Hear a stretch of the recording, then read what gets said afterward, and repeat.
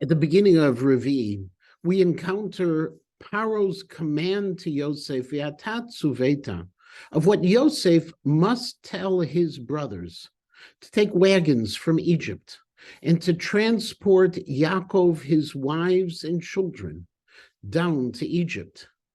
And then Paro adds one more instruction, "Ve'enchem al tachos al klechem," that Yaakov should not be worried about his possessions, kituv kol eretz Mitzrayim lachemhu, because the goodness of all the land of Egypt will be available to the Jews. It's a magnanimous offer. Paro wants to bring Yaakov and the family to Egypt, offer them everything. But why, of all things, does Paro have to say not to worry about possessions?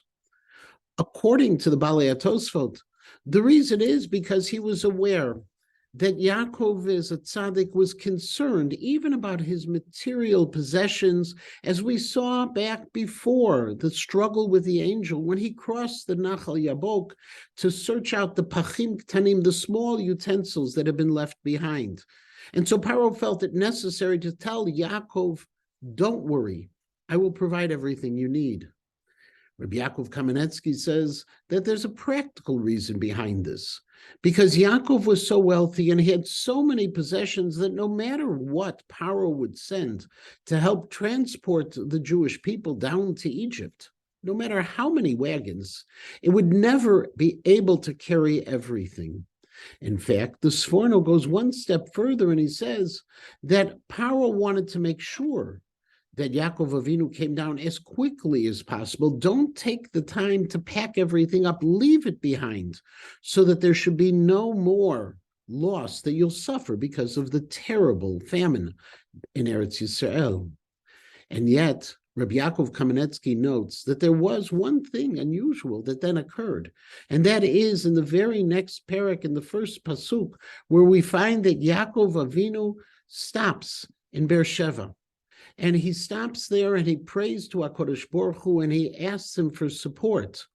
If he had to hurry down, why is he stopping? Obviously, the prayer is important. And yet Rabbi Yaakov said there was one thing that Yaakov Avinu did bring, and that was the wood, the cedars that had been planted by Avram Avinu in Beersheva and now was being taken to Mitzrayim, that would serve as the wood that would ultimately build the Mishkan. Because as Rabbi Yaakov explains in his commentary, despite all of the hurry, all of the rush, and all of the things left behind, one thing Yaakov Avinu had to take, and that was the hope of the ultimate redemption, the exodus that would come after the enslavement, the exodus, the redemption that would be symbolized by this wood that he collected when he stopped in Beersheva.